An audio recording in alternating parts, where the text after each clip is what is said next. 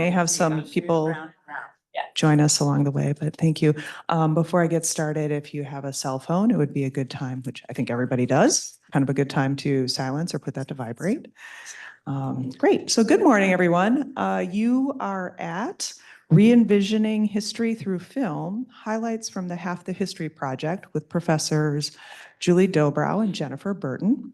I am Marianne Hunt, and for those of you who may have missed the lectures yesterday, I am the Director of Lifelong Learning in the Office of Alumni Engagement. And part of my job is to, actually a large part of my job is to work with our faculty across the schools and hear about their research and hear about their projects. And it is just, I say, probably one of the best jobs on campus because I get to engage intellectually and I don't have to write papers or take any exams. And it's a pleasure. It's a pleasure because we are a community of lifelong learners. You don't stop learning once you graduate. So that is, that's a little bit about me and my role and why we do these events. We also do offer faculty webinars, and I work with the faculty who host on the trips for our Travel Learn program. But now I'd like to just say a little bit about Jen and Julie.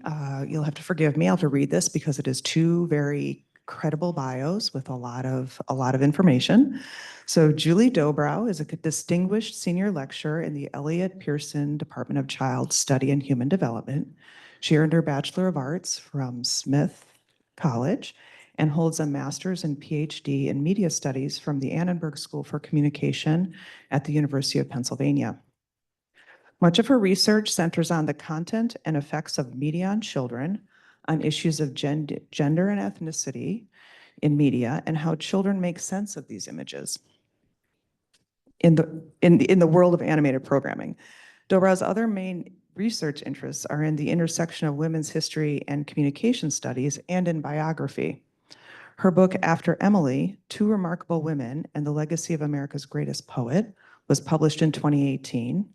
And her upcoming book, which is coming out in this November, is a dual biography, Love and Loss After Wounded Knee, a biography of an extraordinary interracial marriage, which profiles the interracial marriage and the work of Elaine Goodale and Ohíye Charles Alexander Eastman, two late 19th, early 20th century writers and Indian reformers. She is the co-principal investigator of the Half the History Project, the topic of today's presentation, which archives and disseminates untold and undertold stories of women's lives. She has worked professionally as a journalist and runs workshops on media literacy training for parents, teachers, and students. She has written a blog on children's media issues for the Huffington Post, in addition to writing freelance pieces for the Boston Globe magazine and other publications. Jennifer Burton, professor of practice in theater, dance, and performance studies, is a filmmaker and helms the independent film company Five Sisters Productions.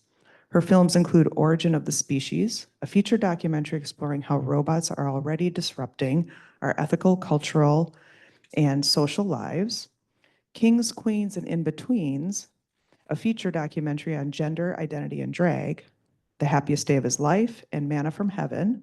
Her corporate projects include Your Ford Story campaign of mini documentary commercials for Ford Motor Company. And she works with Tufts student filmmakers to produce the Half the History Project, which we are going to be hearing about in just a moment. She also produced Old Guy, a comedic take on ageism in the media, and she earned her Ph.D. from Harvard University in English and American Literature, writing her dissertation on hope in American literature and film, something I think we were all in need of. And so with that, I'd like to give a warm welcome to Professors Jen Burton and Julie Dobrow.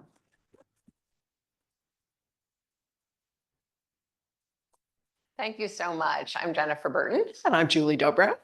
And we're really excited to be here today. The first is actually your books here. So we wanted to give you a little, very short history of Half the History, which is a project that we started several years ago when Jen and I, who've been friends for more than a decade, really wanted to do something together. And so we decided finally to try to put our backgrounds, talents, and interests together, trying to look at some of these untold and undertold stories of women's lives. So as you heard in Marianne's introduction, I've written a couple of biographies of relatively unknown women who have done really important things. Yeah. And my background, I published a number of books. This is a series that I edited with Henry Louis Gates at Harvard, and the next one as well. Oh, it goes forward. We did a textbook, and there are 4 out of 10 are women on the cover. I argued for 5 out of 10, but I got 4 out of 10, which was a big triumph. And even in this, it taught me, because when we first started the project, the definition of what a debate was 2 people publicly talking about something, being on different sides. And what that did, even though it sounds like a neutral kind of definition, it actually eliminated women until relatively recent history. And there were women involved in these debates, on the religious circuit, or talking to literary clubs, or writing, articles in women's magazines, things like that. They were participating in the debates, but they weren't allowed socially. It was extremely frowned upon to be talking publicly, right? So thinking about where are the women's voices began very, very early on through these projects. Then I also make films with my sisters, of my 4 sisters. John Levin knows his projects because he's been working with us on some of them. And so a lot of these have developed male and female characters. That's one of the things, and also do have a sense of hope. So I think that there's different kinds of things that have come through. And right now we have one on the Mercury 13 women who were training to be astronauts. So in feature films as well, trying to think about what are these undertold stories. That brings us to this project.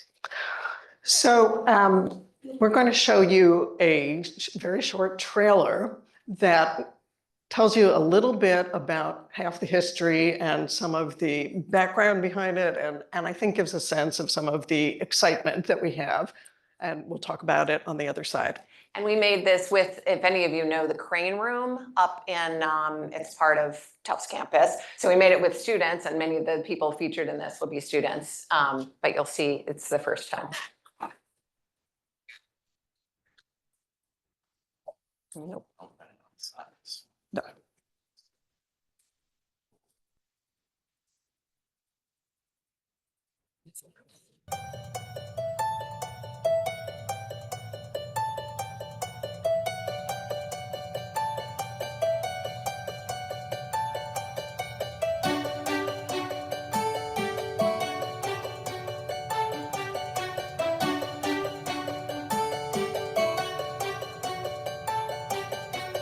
I'm a physician.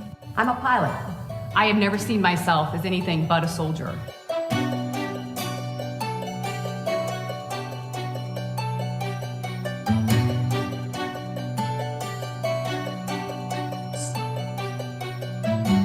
I aim to give poor residents a stake in their neighborhood. I'm the author of Charlotte Temple, one of the best-selling novels in America for over 50 years. Though my childhood was difficult, I will grow up to be a Supreme Court justice.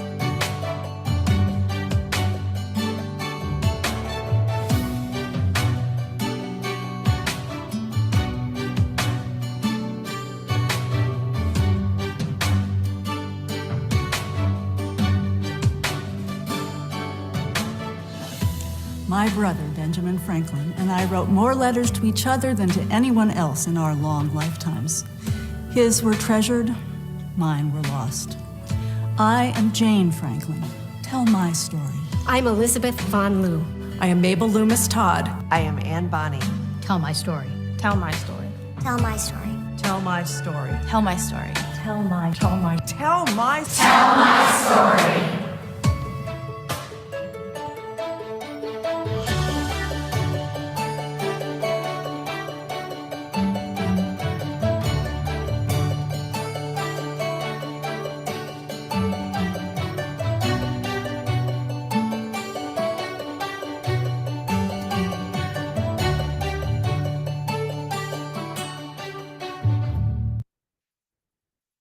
Okie dokie. Thank you. So for the first, we started making short films with my students in my Producing for Film class. And the first one that we released actually is about Ayodele Cassell, who's a wonderful tap dancer. If any of you have seen her, she did a couple one-woman shows at the Joyce. She was the tap choreographer for Funny Girl on Broadway. And she was at Radcliffe, and we talked about collaborating on this project. So we're going to show you the trailer for that project. And this was shot in Cohen. So you'll sort of see Tufts all around in these places as we low budget independent filmmaking, you make things look the way they might. The dancer Gregory Hines, dubbed one of the top tap dancers in the world. Here is Ayodele Cassell. I thought tap dancing was simply a joyful way of moving one's feet and body. Then I learned its origins being rooted in the power of communication and self-expression and the traditions of African American people.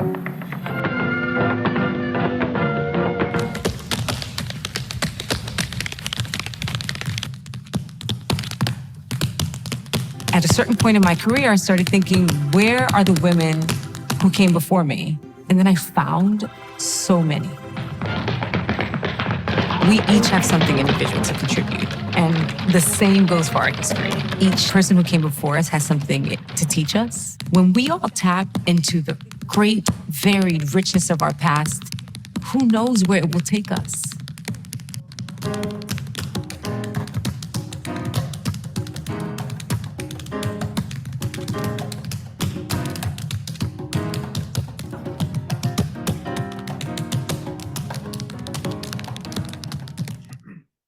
So one thing, there also was, thank you.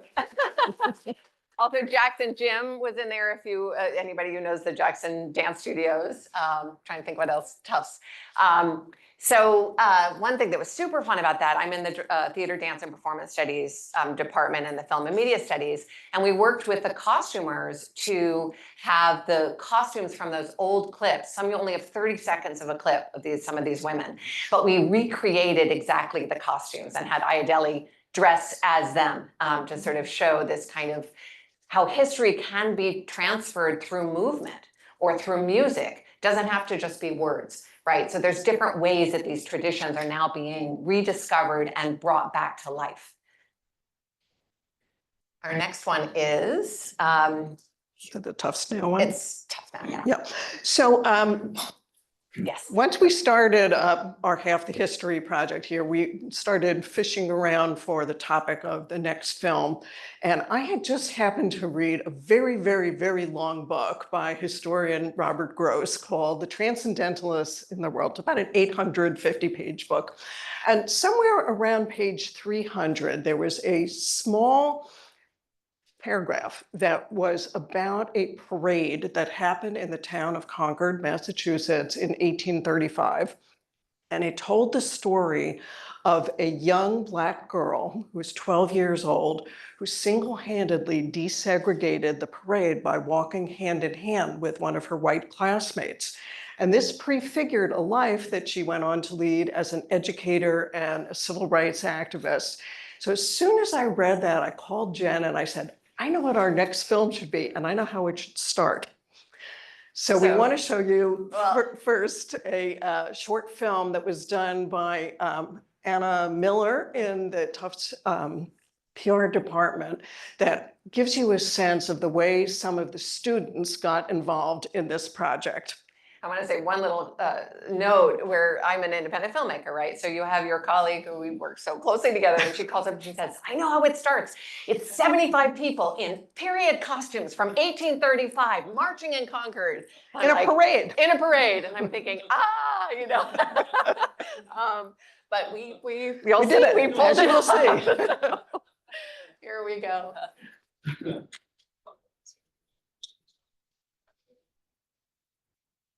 Okay, and action. Petitionee, take two, Mark.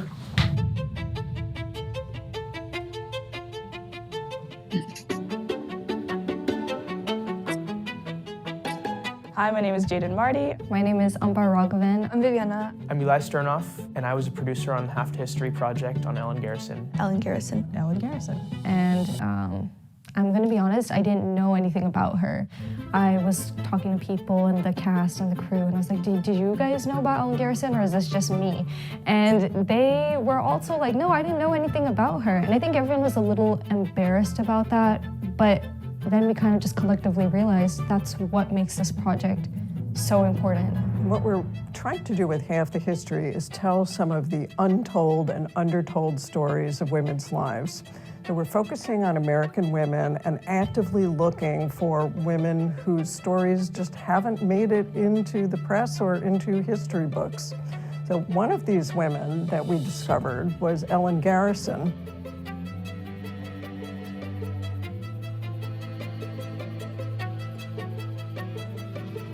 And what was so exciting was that the whole town of Concord and Tufts, all the students, faculty, they all came together to recreate this parade, which had over 70 people. Jen, of course, teaches a class about producing for film, and her students were centrally involved in all aspects. Casting and props through the locations and figuring out the transportation because it was in Concord. So, I mean, these kinds of things that are actually nitty-gritty of being a producer. When you're able to actually make something that you care about making all together, it brings it all to life.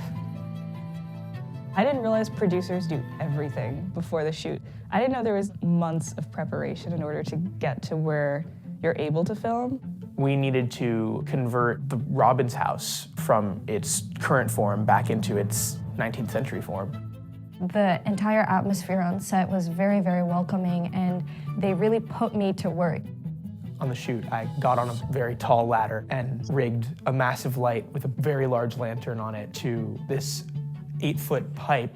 And then just the first day of class, our costumer came in, and I said, oh, I have experience. I've taken fashion history courses. I'm actually really passionate about this, and immediately it was an opportunity for me to work with our costumer. To do the film justice, it's these little details that make it so beautiful, I feel.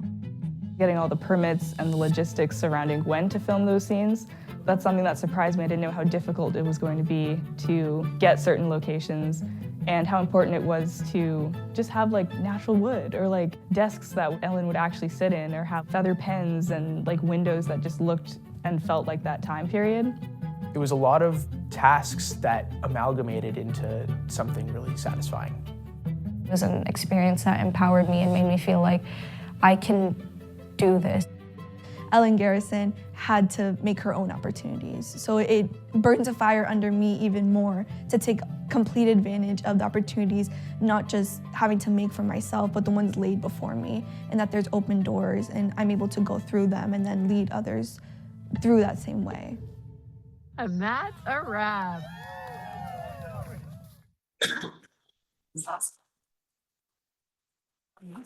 Thank you. So we're going to play you the Ellen Garrison Scenes from an Activist Life film. It's 12 minutes long, and we'll play that for you now. So you'll see many of the locations. Oh, here we go. The view from my childhood home in Concord, Massachusetts, looked out over the great meadows. When the reeds blew in the wind, their seeds knew no limits. Even as a child, I wanted to be like those seeds. I've been an educator my whole life, not just book learning, although I've certainly taught children to read and write all across this country, from Massachusetts to Rhode Island, to Maryland, Virginia, Kansas, till we finally stopped our travels in California. I've worked to educate through action, teaching children and adults the importance of claiming their rights as citizens of this country. I fought for my right to be in public spaces and found ways to make my voice heard as a citizen through petitions and the courts. My life as an activist started when I was a child. In Concord, Black and white children went to school together, but our lives were still separate in many ways, including where we lived in town. In 1835, there was going to be a parade in Concord. All the school children were told that they could march in the parade. My mother didn't want me to march in the parade that day. She was afraid I would be ill-treated and crowded out. But even at 12 years old, I knew the importance of claiming a right that is yours, not only for yourself, but to show others what they can do.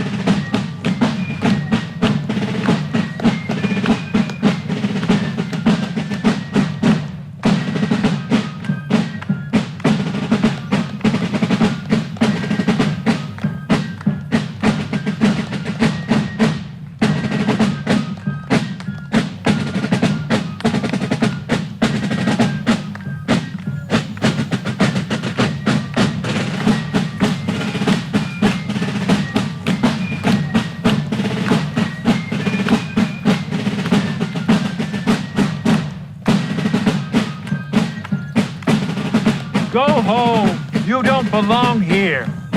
Mr. Hoyt, she has as much right to march as anyone else.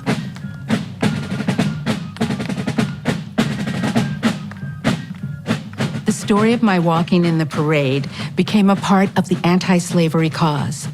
It was even written up in an abolitionist magazine for children. That parade served as a kind of beginning of my life as a teacher, of my calling as an activist. Slavery was still legal in the United States when I was a girl. My family fought hard to abolish it. My father had been enslaved. My mother's family was free. My granddaddy was one of the black men to fight in the American Revolutionary War.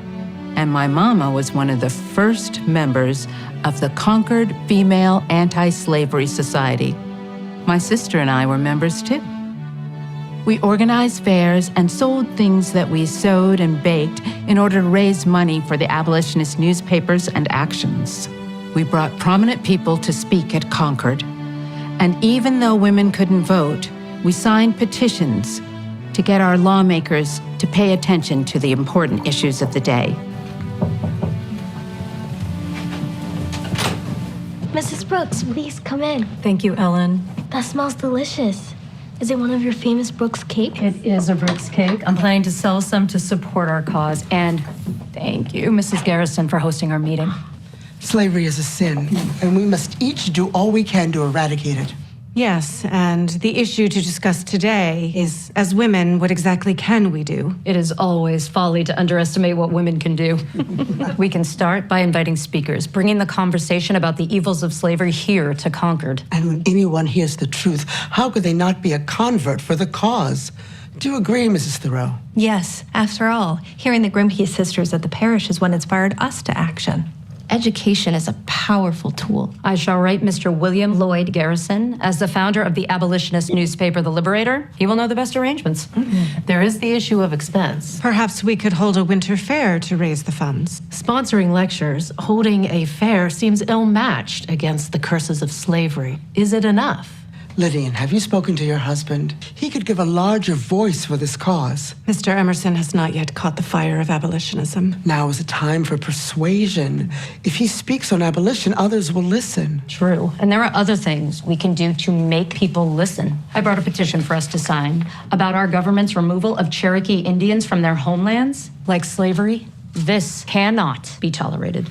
If nothing is done to stop the new outrages against the Cherokees, one almost despairs for the slave.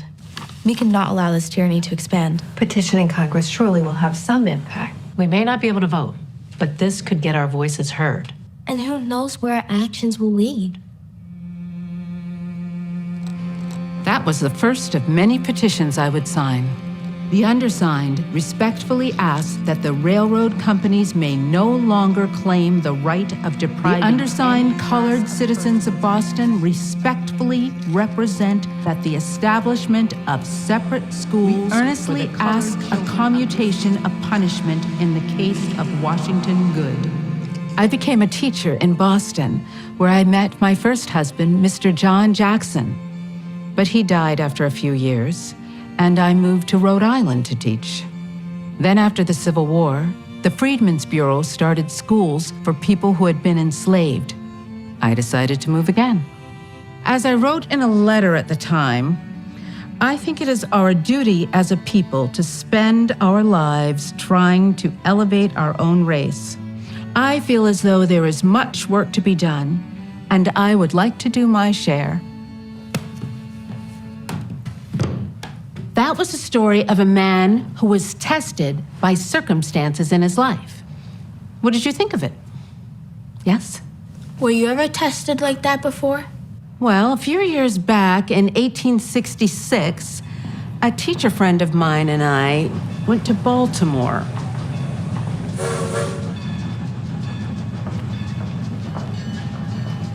Are you having as much trouble as I keeping students in school? Yes, and after a few weeks, the parents take the students out and put them to work. Work, that's their motto. Whereas mine is educate, educate, educate. Would that we had some more supplies. Oh, what I wouldn't do for desks for the students or even a desk to put my books in. What I would give to be left alone in the streets. Someone threw rocks at me last week. I don't know a teacher who hasn't been beaten or stoned. And students too. Excuse me, you two may not sit here. Is this not the women's waiting area? This is the waiting area for white women only. That may have been true last year, but Congress passed a new law, the Civil Rights Act of 1866, giving all persons born in this country the right to citizenship without distinction of color, race, or previous condition of slavery. With equal protection under the law. Now, let's not make a scene. You're making the other women uncomfortable. If they are uncomfortable, then I suggest they leave. Come along, I say. Let go of me! Take your hand off me! You won't hear from me again. What happened then? I made a complaint to the superintendent of the Freedmen's Bureau. The railroad kept delaying, so we couldn't afford to continue our case. Then the colored people of Baltimore came to our aid in a very unexpected manner. They gave us money to continue on with the case because it concerned all of us. The eyes of the people were on us, and it was a test to see whether we had civil rights or not. Yes? Did you win? Our case never went to trial. Perhaps some powerful people thought if we won, it would set a legal precedent. The fight for civil rights is never a straight path. It twists and turns, and that's why I am passing on the tools to you to continue the journey. Yes? What tools? Knowledge, learning to read and write, knowing your rights. I cannot wait to see where you will lead us. It was hard in the South, so we decided to move to Kansas, where we could homestead and start anew. It was an exodus, like in the Bible. They called us the Exodusters. And there were so many children for me to teach who had never had access to education before. It's where I met my second husband, Mr. Harvey Clark. And when I got sick with consumption, we moved to California for my health. And even when I was frail, I never stopped thinking about how speaking up and claiming your rights makes you strong. Did that parade in Concord ignite a spark of activism? Or did it simply reveal my spirit within? Either way, the moment reverberated beyond that place, that time, fueling the activism of my lifetime and of so many others yet to come.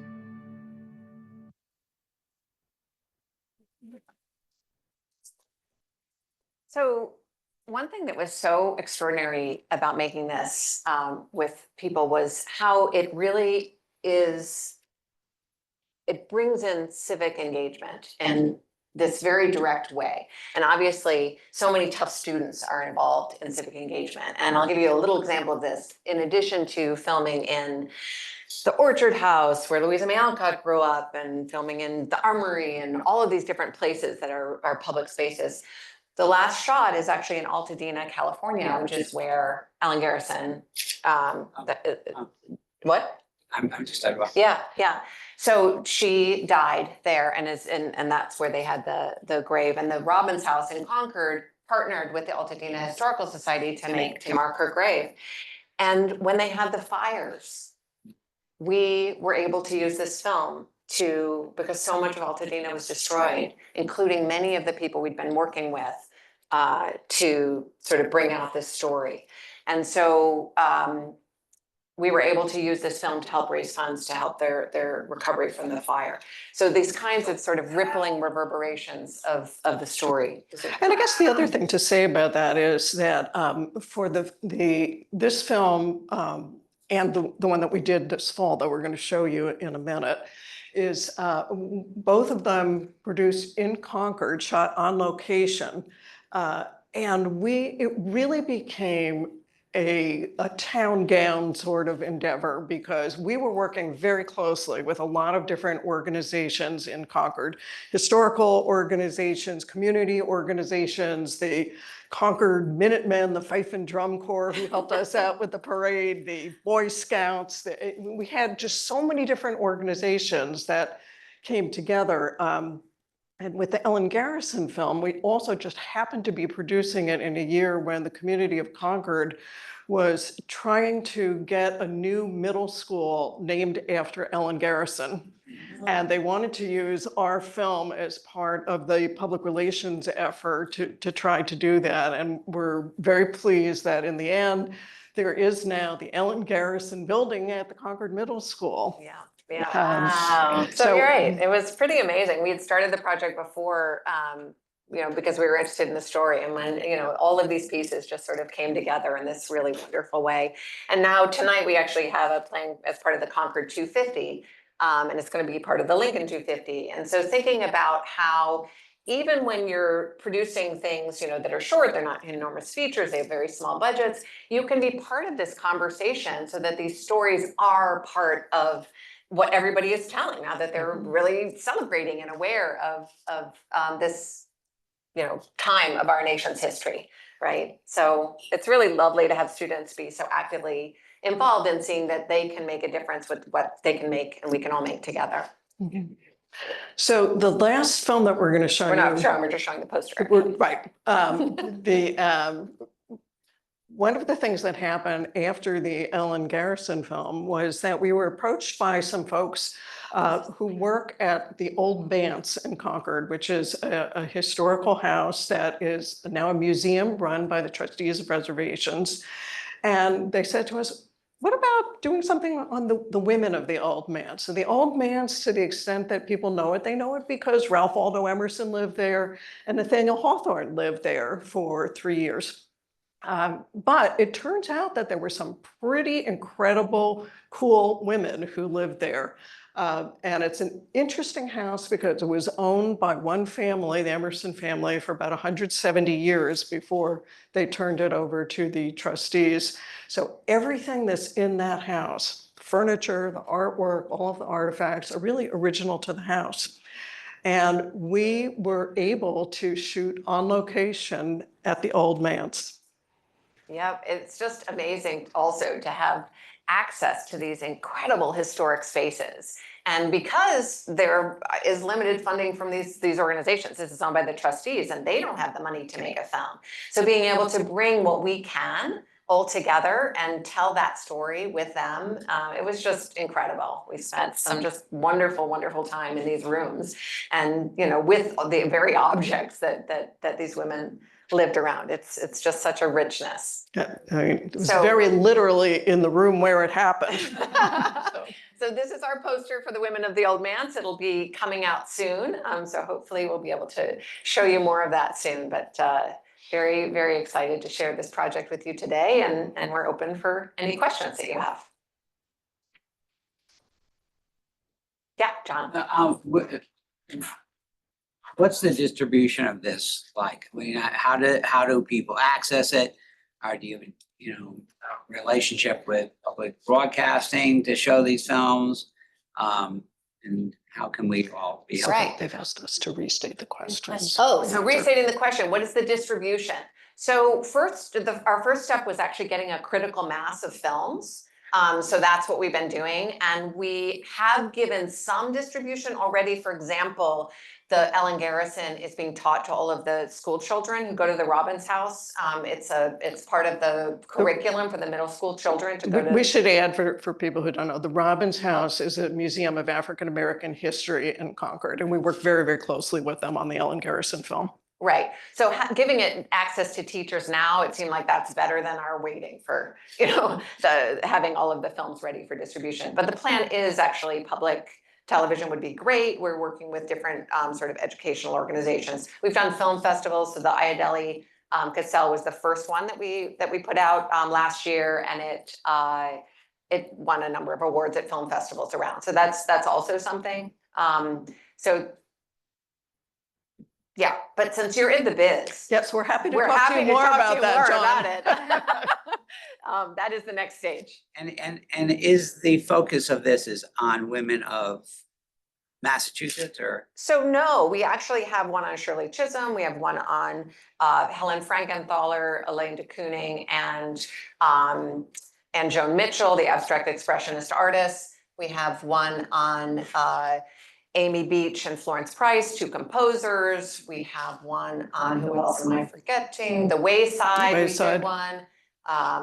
We have a bunch. So we do have a Massachusetts concentration because it's just easier for the historic homes. When you have a low budget and you suddenly have access to these incredible spaces, we shot at the Orchard House for the schoolhouse, which Greta Gerwig had desks built for the Little Women movie, which were period. So we were able to just use those desks, right? And not kind of use Tufts props and try to pretend that they were of the same era, right?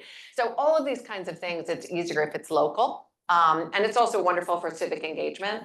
At the same time, we have created many rooms in Tufts to look like rooms in other states when we're telling other women's stories. Yes, so we've become very creative. Yes. But we should also just say a word about I think you got some sense from the Tufts Now film about what it means for students to be involved in this. We have been so blessed really to have the students that we have at Tufts, because there are certainly the students who are taking Jen's Producing for Film class, but we have all kinds of other students from across the university. Some of them are engineering students, and some of them are child development students, and some of them are film and media studies students. We have math majors, we have bio majors. I mean, all kinds of people really get involved with our project, and it has been just a joy for us to work with them. And I think you got just a small sense from that Tufts Now piece about some of the things that the students get out of this. And yeah. A bibliography of sources that you found or used? We do. Yes, we do. Have we posted the Ellen Garrison one? I don't think so. Yeah, not public yet. We should get it to you. But yes, part of the sort of teaching curriculum for them is, that we're sharing the sources, because one thing that we do actually is we use the women's own words whenever possible. So this is actually Ellen Garrison's letters. Oh, wow. Yeah. Because, when you do have words, amplifying them is something that we can do in short form content, right? Mm-hmm. We're very dedicated to short form for two reasons. One, many young people watch short form more than they watch long form. And it's, that's just the reality, right? So we have, short things that we sort of will even make smaller parts. For the Women of the Old Manse, we're actually going to have one on each of the women. And then we have a film itself that's 20 minutes long. But if you do, very short ones, you have more people will watch them. Just because it's not as big, it's not a 19-minute commitment, which is hard to make, right? We also, on our website, we do have short biographies, and we have some of the podcasts that we've produced and more information. And the idea here always is that we're using short form, both because of what Jen said, but also because it provides an entrance for a lot of different learning styles. And sometimes people don't have the personal bandwidth to read an 850-page book like I did, but they might read a short biography that's on a website, and then we have the resources there. So if you get interested in these people, these stories, we have other places we can send you. Same thing with the films, that these are short films, but there have been some longer documentaries that have been produced. We have those resources available to people too, and we really do see that as a major part of our mission. I went for a girls' preparatory school in Goodale called Garrison Forest. Wow. I want to go back now and see. Great. And their library is just chock full of books that are focused on history. Isn't that wonderful? That's wonderful. Thank you. I think I don't know if you're no longer. Yeah. Hi. First of all, my compliments. Like, there's such a paucity of this stuff, and you get everybody remaking Little Women. Oh, there's another Little Women, which is a great story, but so just a profound thank you for filling that huge void. And then I have a nitty-gritty question because I'm curious about the context of the unmarked grave in terms of the poverty of some, not just gender, but poverty. And, you've got an era, you've got, the war, and you have like huge amounts of people to be buried. How much of an offense was, I know it's a huge offense not to mark someone's grave, but I'm curious about like how many others were not honored as well. I don't know. What's the nitty-gritty on the historical piece of that? Do you know? I don't think, I think the problem is that we don't know. That I think your assumption is correct, that there are probably thousands, maybe millions of people whose stories haven't been told, whose graves are unmarked, like Ellen Garrison. And here was an example of something where a relatively small museum in a small community came together with other people to try to put some resources, try to find out where it was that Ellen Garrison had been laid to rest. And they were able to do that, and they were able to raise the funds for the headstone there. But I don't think we know. Yeah, I think that part of this too is basically people put in place, researchers will sort of put in place finding some of these stories. So I'm thinking, and then the grave marking is kind of something that comes a little bit after. So I'm going to tell a little story about Florence Price, who's actually a composer, but there were all of these researchers who were doing legwork on this composer who had been very well known in Chicago. She was the first Black woman to have a piece played by a major orchestra. She had many, many art songs, all these things. But then people couldn't find 2/3 of her work. It was very difficult to get published at the time as a Black woman composer. But people said, this existed. We have these newspaper articles. We have all this, material. Where is it? Where is it? And then in the 1990s, when somebody was remodeling their house and found crates of these manuscripts of the written things, they knew what it was. They got it to the library. Now, Schirmer has republished it. It's now playing, Boston Philharmonic is playing everywhere. It's everywhere, right? But it went from these getting the stories out, right? And then it becomes something that people know what it means, right? So I think that is sort of part of the process. Isn't that amazing? Well, the Amy Beach. Beach, yes.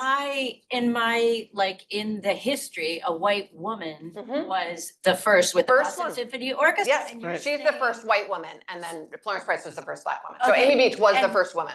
Okay, so what's the year? It's so interesting. It is so interesting. History. We're working on it. Right. interesting. The canon of like what I learned at New England Conservatory of Music, it like did not include this woman. Yeah. That is being, this is like Yeah. fabulous. Thank you so Yeah, and if I much. could just sort of capitalize also on this question about gravestones. We had an interesting thing that happened last year also where after we showed our Ellen Garrison film, the Friends of the Sleepy Hollow Cemetery in Concord. This is where Hawthorne, Emerson, Thoreau, all of the famous authors are buried. But also a lot of those women who participated in the Concord Female Anti-Slavery Society are buried. And the Friends of the Sleepy Hollow Cemetery saw our film and they said, you know, we should do something about the Concord Female Anti-Slavery Society. And to their credit, they did. So there is now a marker that's up in the Sleepy Hollow Cemetery that is really commemorating the courageous work that these women did and pointing people to where their graves are. Right. And what we're hoping is, you know, so many times people will have papers in their attic or whatever, and they don't, that they'll throw them away or not know what to do with them, right?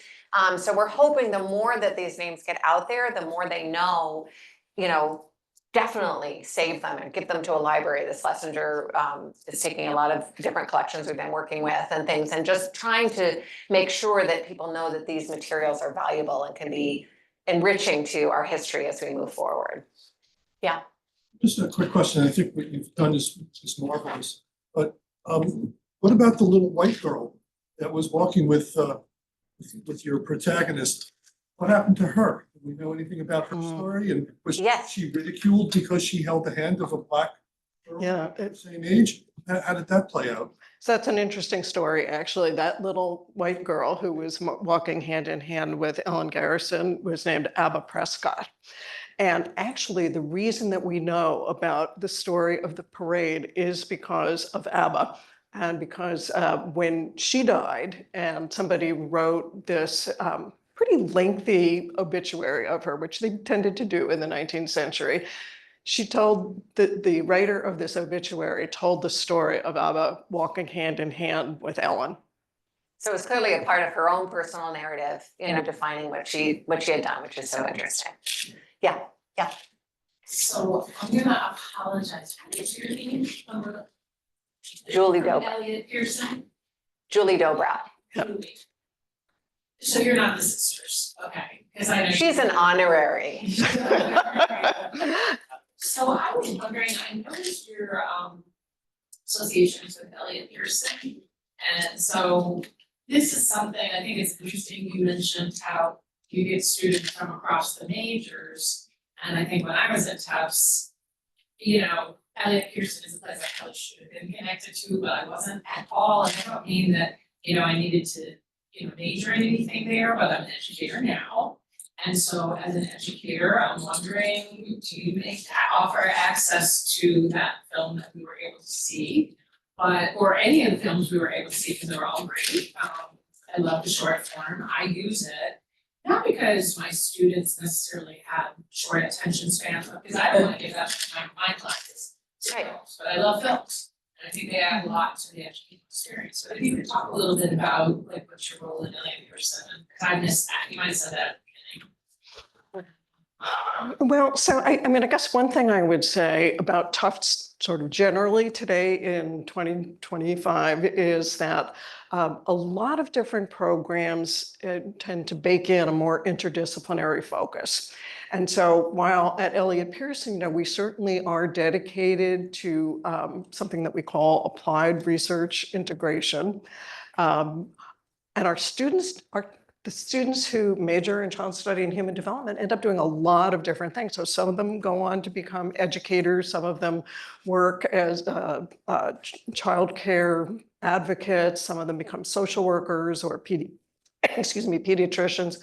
But we also have students who become filmmakers, and we have students who work in children's media. And this is certainly not only true at Elliot Pearson. I mean, I think we can talk a little bit about some of the theater, dance, performance study, or the Yeah, film and media absolutely. studies I mean, we majors have- that we have, that they do Yes. lots of different things. We have one of the longest running children's theater programs, so people who are involved in that get involved. So honestly, like this one, because it had the two children and other children in the parade, that was of a lot of interest to children, to childhood development, and children's media people, right? So I think the short form is very helpful for that. So we also try to keep the language so that people can understand it at a number of different levels. Yeah. Can educators use it? 100%. Tell us you free access.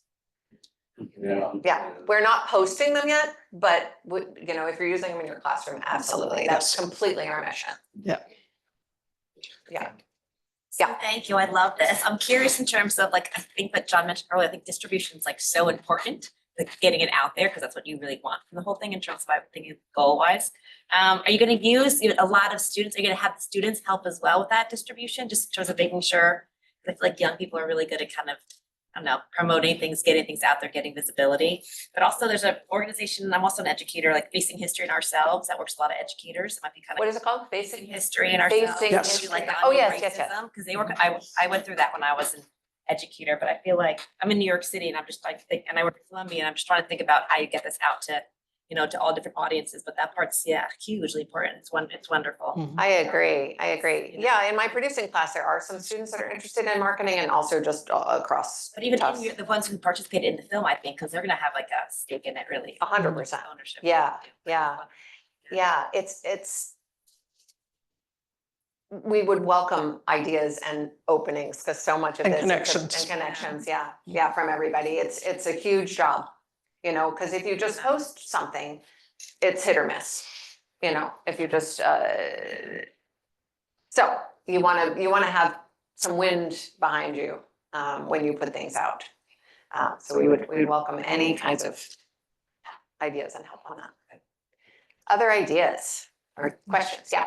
I'm just wondering how you can combine this effort, but joining in to involve international expertise that is found here in some sort of outside. So that's been a really interesting thing. So my background is in US history. So that was one reason, you know, that we started with that. And it's such a huge topic, like even it was sort of like, oh, all of the US, oh, the northeastern states, oh, Massachusetts, oh, we're gonna be around Boston. You know, you keep sort of honing in closer and closer just for practical questions. One thing we really are trying to do with the halfthehistory.org site is think about how do we amplify efforts that are being done around, right? So including a kind of global section, international section, because there are just unbelievable stories all the time. You know, we clip them all the time. So I don't think that we can tell them just because there's so many millions of US based stories. So when we do get, the site is actually just in a beta form right now, but when we do launch it, one of the features that we're hoping to have is something called Tell Her Story. Sort of like the NPR StoryCorps, and to invite people wherever they are, any place in the world, to sort of write in and tell us about cool women who should be profiled and give people some guidelines for doing that. And, you know, we're happy to vet those and post them. So yeah, but Jen is absolutely right. I mean, there are just so many more stories that are out there that far exceed our capacity to tell them. And, you know, we welcome people's interest and help. I don't want to stop the questions, but I know that there is an alumni panel at 11. So I think that's where a lot of your friends went, because I also think it's about media as well. Oh, cool. Yeah. I think that's why a few people left. But I want to make sure we thanked you. And then, of course, if people do have more questions. What a lovely audience. Thank you so much for your question. Really nice. We have our last faculty talk is in this room at 1:30 with Oksana Shaval. And she's going to talk about Russia and Ukraine, their entangled histories and diverging states. So get ready. But thank you. So we're happy to answer any questions just here. What's the question? Thank you so much. Technically so perfect. Yeah. Great produced video. Thank you.